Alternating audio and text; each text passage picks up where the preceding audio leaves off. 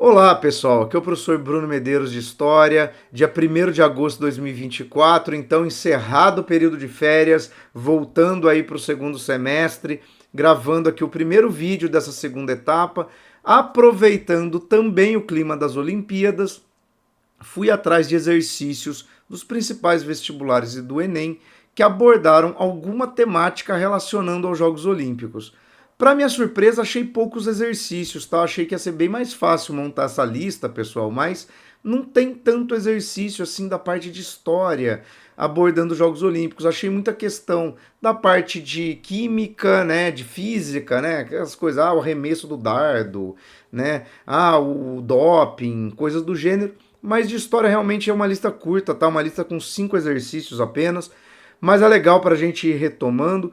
E já vou deixar aqui um aviso, tá? Para quem não é inscrito no canal.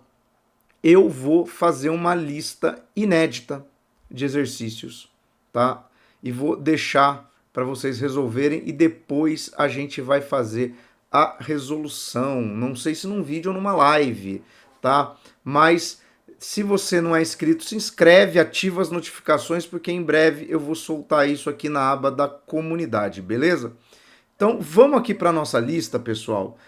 Primeiro exercício, eu imagino que vários de vocês já viram, porque não é um exercício tão antigo, tá? É Unicamp primeira fase 2018, tá? Prova teste. Imagem emblemática, tá?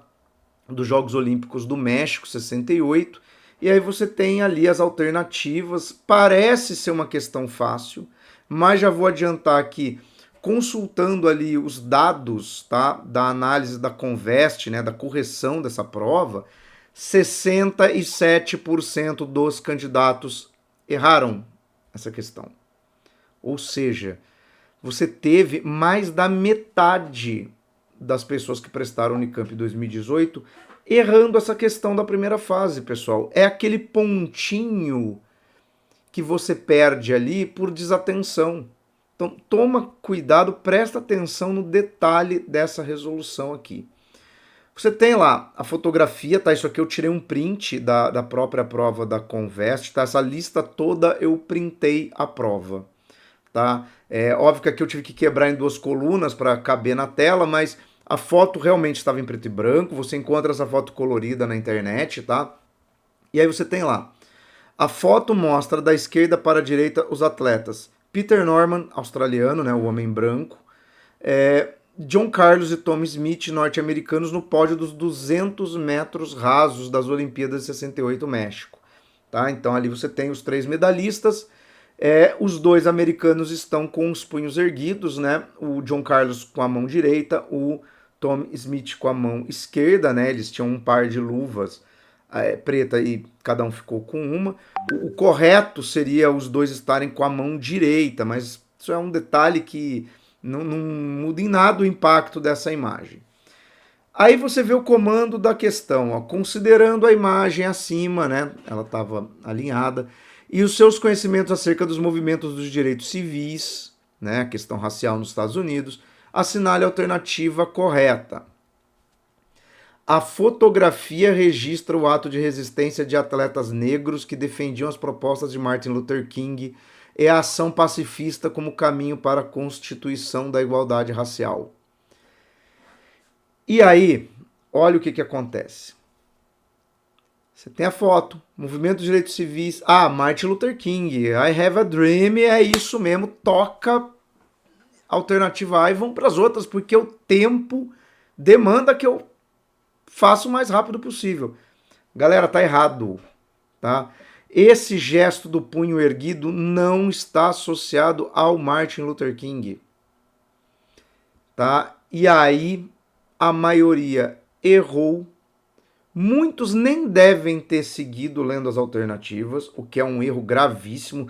Todas as minhas resoluções eu bato nessa tecla. Leia a alternativa seguinte, leia a prova inteira. Porque vamos lá. B. A fotografia registra a manifestação política de 3 atletas. Pode parar aí.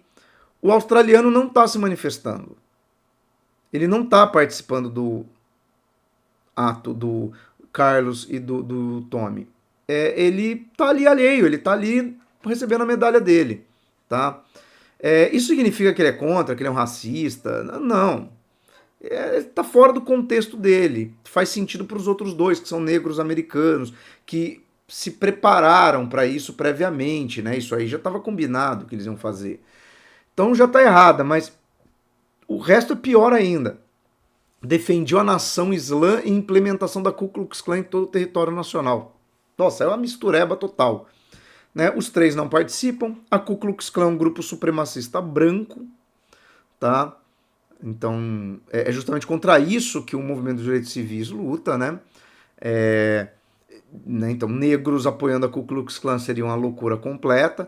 E embora a gente saiba, né, que existam pessoas que são supremacistas brancos e nunca se olharam no espelho, né? Porque não são brancas, mas não é o caso aqui. Eles não são alienados, não são doidos, são dois atletas bem conscientes da sua questão racial. E Nação do Islã é um grupo do qual pertence inclusive Muhammad Ali, que é um movimento negro islâmico que associava muito a questão da conversão ao islamismo, a uma forma de resistência contra uma cultura branca, né? Predominantemente cristã, mas aqui está totalmente fora de contexto. Essas coisas não estão articuladas nessa imagem, então o item B é totalmente errado. C. A fotografia registra a manifestação de atletas defensores dos panteras negras e das ações violentas necessárias para a conquista da igualdade racial. Sim, esse gesto é o gesto dos Panteras Negras. O ato deles ali no pódio, obviamente, não é violento, mas os Panteras Negras, né, que está associado ao Malcolm X e não ao Martin Luther King, eles defendiam reação. Uma vez que os negros sofriam agressões de supremacistas brancos, e o Martin Luther King, por exemplo, ele era da teoria da não reação. Já o Malcolm X falava, não, mas a gente tem que se defender.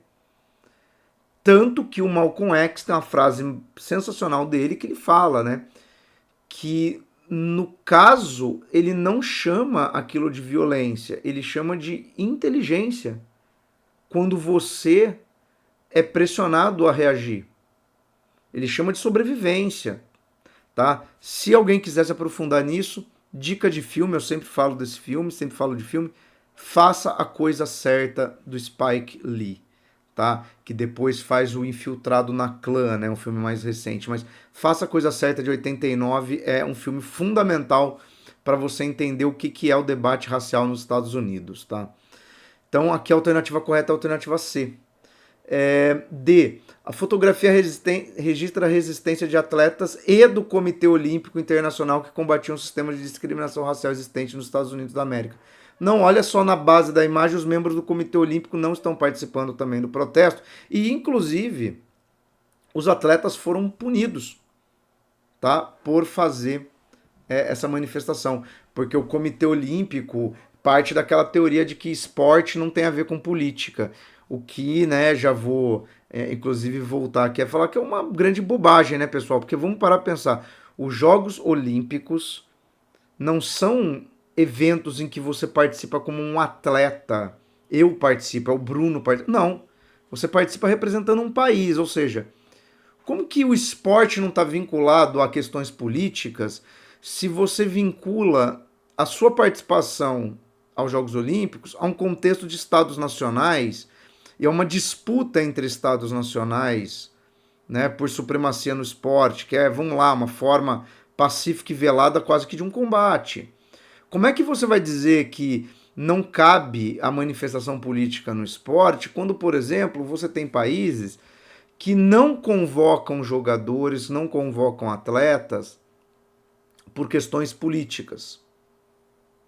Né? Por exemplo, durante muito tempo não se permitiu participação de negros, não se convocava negros para as seleções de basquete, vôlei, coisas assim.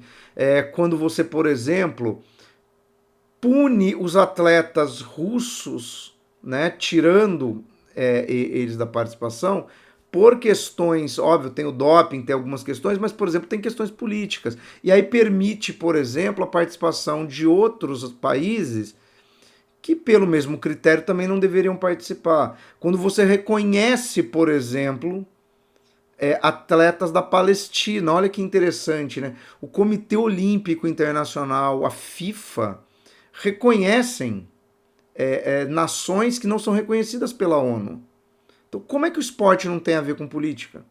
Tem muito a ver. Tanto que já vou adiantar, as questões que a gente vai ver, as próximas também, quase todas vinculam algum aspecto de manifestação política aos Jogos Olímpicos. Então aí já fica a dica, pessoal.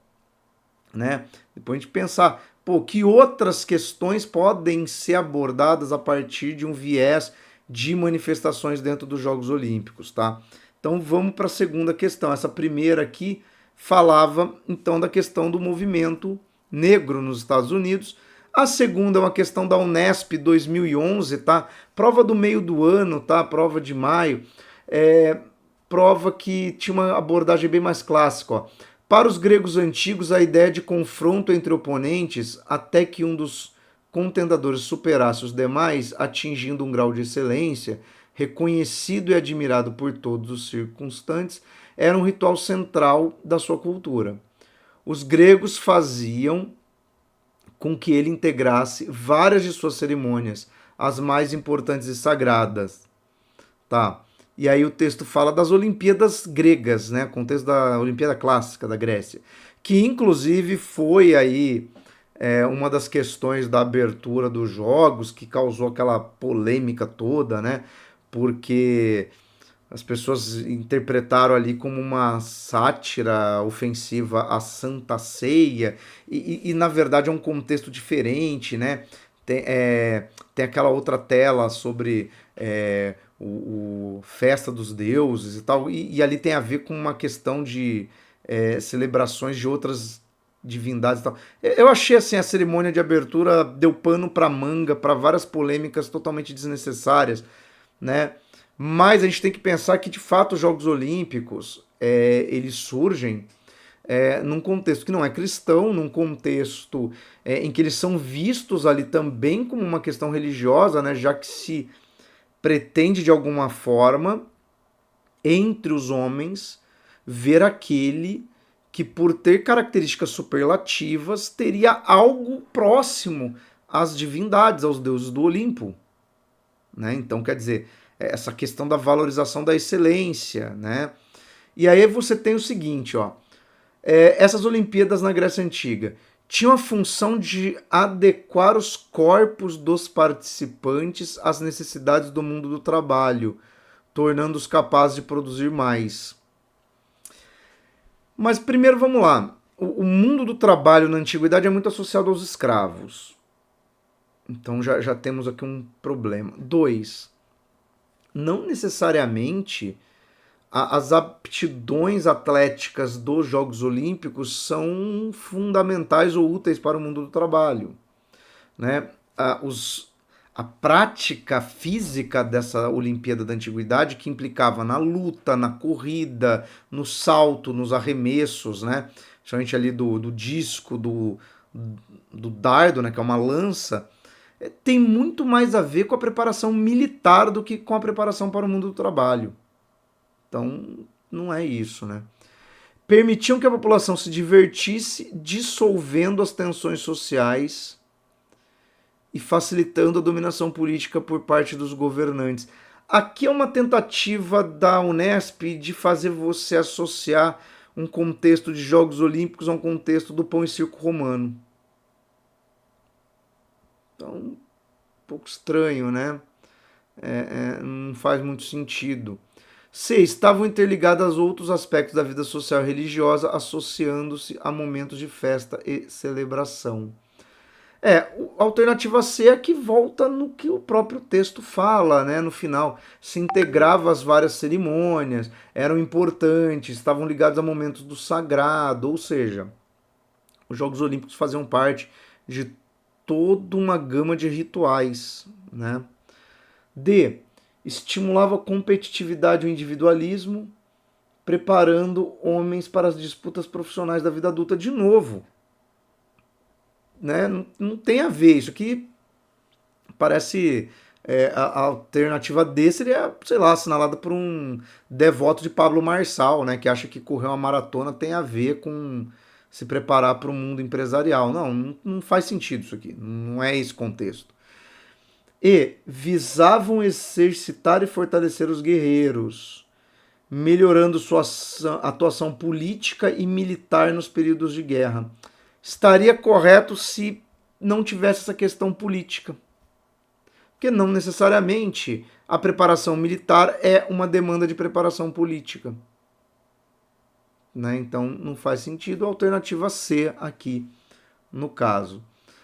Aí, pegar aqui uma questão da UERJ feita no contexto, né, da cidade do Rio de Janeiro ser a sede dos Jogos Olímpicos. Só que é o segundo exame de qualificação, né, porque a UERJ faz duas datas equivalentes à primeira fase, tá? Para o vestibular de 2017, ou seja, essa prova foi feita em setembro de 2016, então quer dizer, já após realização dos Jogos Olímpicos do Rio de Janeiro, né? Jogos Olímpicos e Paraolímpicos, né? Paralímpicos, né? Da cidade do Rio de Janeiro. Achei também que a UERJ ia abordar mais questões relacionadas a isso, não achei outra, tá? Então a gente tem aqui uma comparação de dois cartazes de Jogos Olímpicos. Os Jogos Olímpicos Mundiais, desde sua criação, no final do século XIX, revelam particularidades tanto nacionais quanto internacionais relacionadas aos locais onde ocorrem. Observe os cartazes de divulgação abaixo. Então, você vê Berlim, 36, né, a Olimpíada do Hitler, né, a Olimpíada do nazismo, que inclusive é a Olimpíada que introduz, né, aquela cerimônia de acendimento da pira olímpica dentro de um estádio, né, em que entra um atleta correndo e tal, e que perdurou até os Jogos de Paris, né, que fez uma adaptação, né, fez isso num espaço público, né, nas margens do Rio Sena. Aí você tem ali os arcos olímpicos, uma figura, né, com a folha de louros, né, um homem ali dourado. Aí você vê cavalos e um estandarte que lembra as legiões romanas, né? Já do lado você tem Tóquio 64, aí você vê atletas ali, né? Como se fosse uma cena de uma partida de uma prova de corrida, né? De atletismo. Você vê um homem negro, você vê um homem branco, você vê ali um homem que tem características asiáticas, você vê um homem mais mestiço ao fundo, ou seja, você vê uma diversidade étnica. É sobre isso a questão. A partir da análise desses cartazes, pode-se concluir que as Olimpíadas de Berlim 36 e a de Tóquio 64 enfatizaram respectivamente as seguintes ideias. A. Defesa do militarismo e hierarquização dos povos. Bom, vamos lá. A parte sobre a Alemanha tá certo, tá? Porque os cavalos e o estandarte ali das legiões romanas tem a ver com a militarização. Só que Tóquio não está fazendo uma hierarquização dos povos. Ele não está falando que o negro está atrás porque ele é inferior e aquele homem que seria um homem também negro está na frente. Ele está estabelecendo uma hierarquia por tonalidade de pele. A B, culto do arianismo. Aí a gente tem que pensar na ideia de raça alemã, da superioridade, né? Porque só mostra ali o vencedor, né? E valorização das diferenças raciais, boa alternativa. C. Hegemonia da cultura ocidental.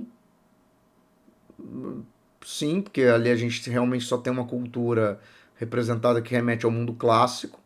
Unificação dos países, não faz sentido isso, até porque é uma disputa entre países.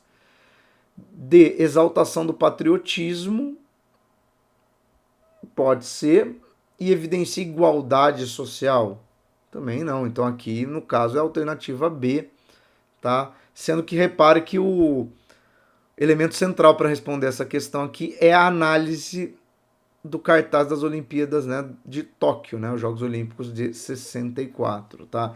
Mas bem legal essa questão aqui. Esses cartazes, tá, de Jogos Olímpicos são bem interessantes, né? Se a gente pensar, por exemplo, que o de Paris, né, tem a ver com a questão do feminismo, né, das mulheres. Quer dizer, olha de novo, né, como que não tem a ver com política. A própria escolha do símbolo é uma escolha política, né? O mascote dos Jogos Olímpicos de Paris, né, o barrete frígio, símbolo, né, do republicanismo, da Revolução Francesa.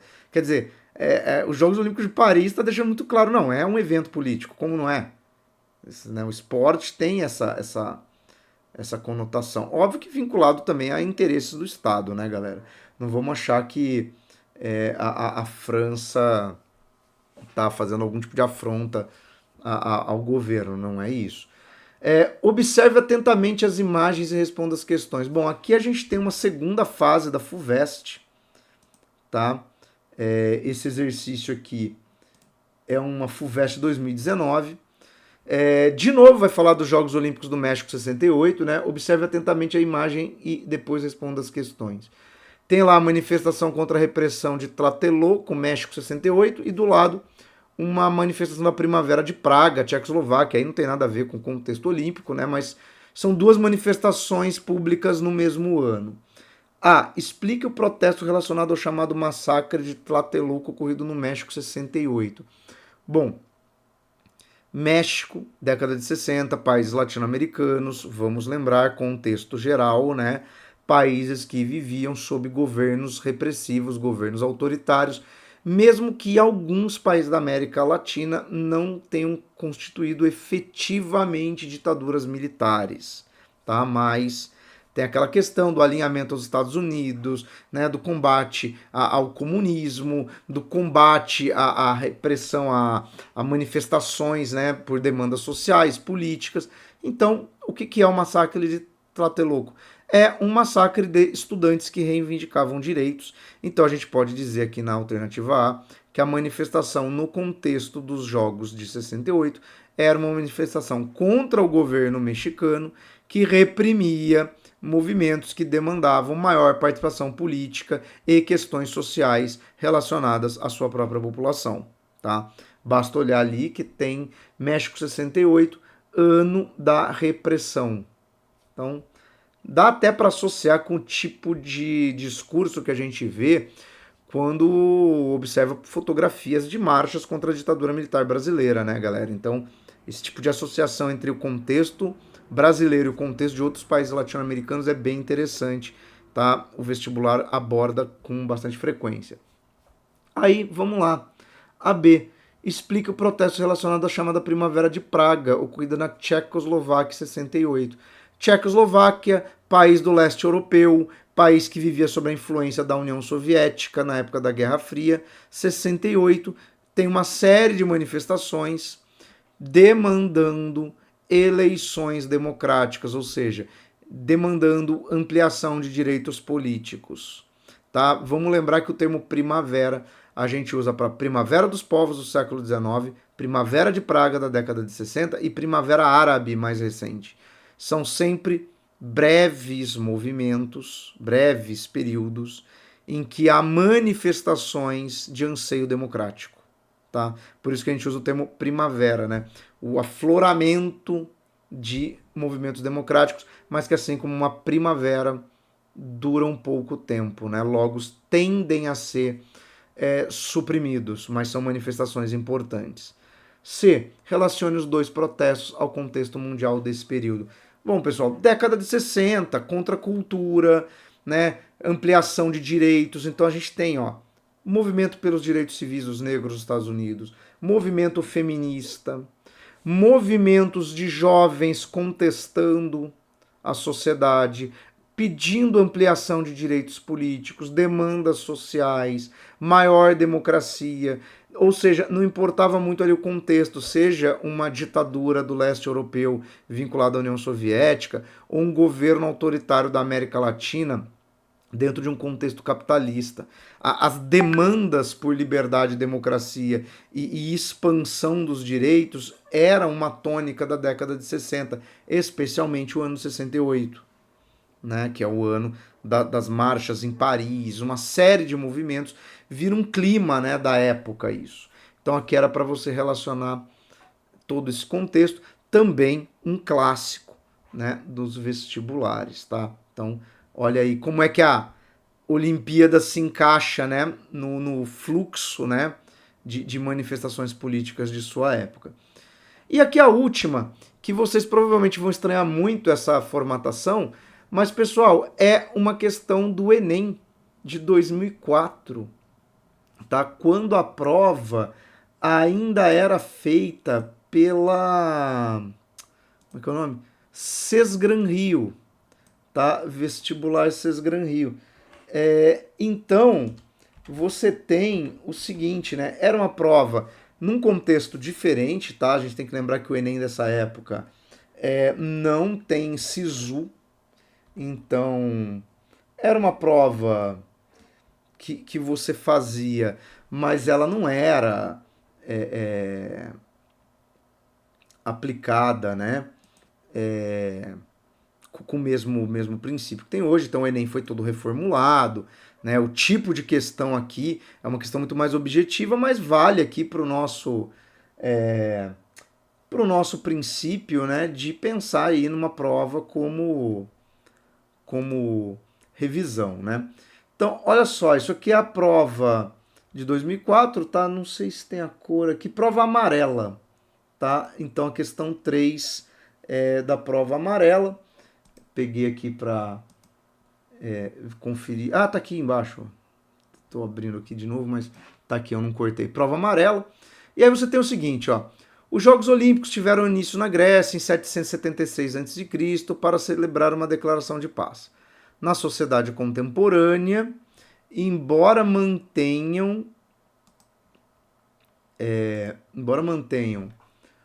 o ideal de congraçamento entre os povos, os Jogos Olímpicos têm sido palco de manifestações de conflitos políticos. Dentre os acontecimentos apresentados abaixo, o único que invoca um conflito armado e sugere sua superação, reafirmando o ideal olímpico, ocorreu. Então vamos lá, ele vai mencionar aqui 5 fatos que ocorreram em Jogos Olímpicos, só um está vinculado à ideia de uma superação de um conflito armado. Então vamos lá, em 1980, em Moscou, quando os norte-americanos deixaram de comparecer aos Jogos Olímpicos. Não, e vamos lembrar o seguinte, contexto da Guerra Fria, em 1980, Jogos Olímpicos de Moscou, os americanos não disputaram os Jogos Olímpicos. Tá? Nenhum atleta americano foi a Moscou. Isso, inclusive, gerou uma situação muito curiosa, né? Porque, obviamente, os esportes que os americanos dominavam foram vencidos por países que até então não tinham o favoritismo.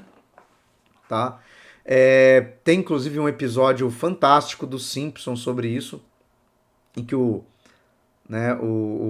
sobre essa picuinha da Guerra Fria, né? Porque na volta em 84, quer dizer, na próxima Olimpíada, ela foi em Los Angeles. Olha como a Guerra Fria é interessante, né? 80 Moscou, 84 Los Angeles. E aí o que aconteceu nos Jogos de 84 em Los Angeles?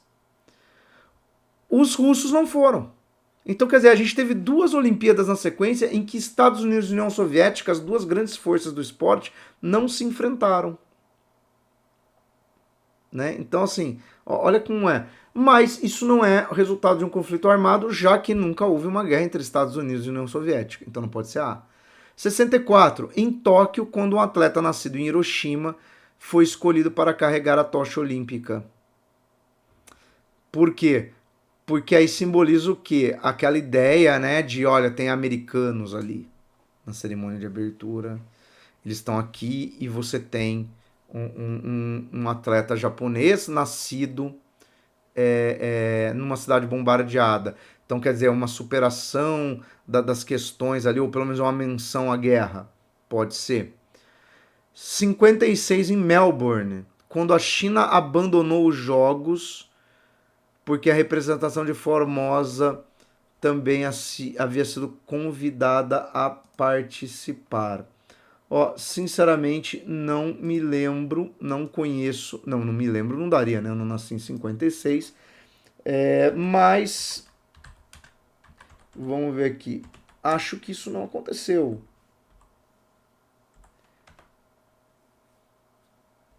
Né? Acho que isso não aconteceu. 1956.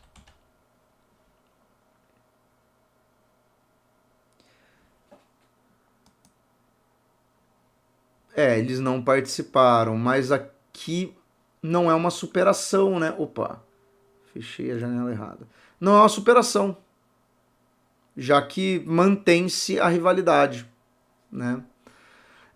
48, em Londres, quando alemães e japoneses não foram convidados a participar, o primeiro Jogos Olímpicos pós Segunda Guerra Mundial, vários países obviamente não participavam, mas de novo não é uma superação.